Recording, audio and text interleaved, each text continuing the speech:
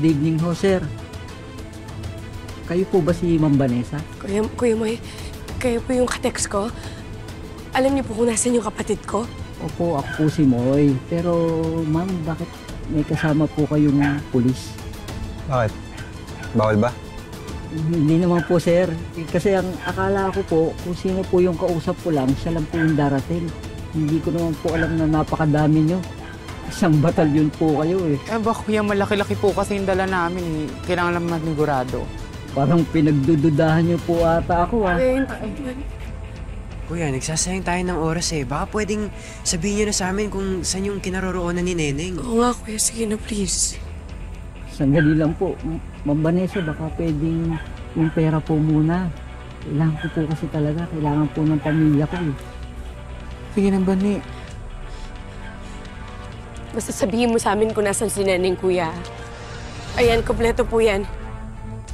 Dalhin niyo na po kami sa kapatid ko para awan niyo na po, kuya. Siguraduhin mo alam mo yung ginagawa mo. Yes, sir. Oo naman po. Halika na, kuya. Halika na, kuya. Tara na. Ate si Neneng. Ate Bani, si Moy, tinakasan tayo. Ha? Ay! Sinasabi ko na nga ba yung pagkakatiwalaan niyo eh! Kuya! Kuya! Kuya Moy! Kuya Moy!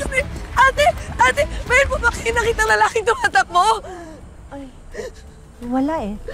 Payat, maliit na lalaki. Wala po ba? Mukhang butolero. Wala.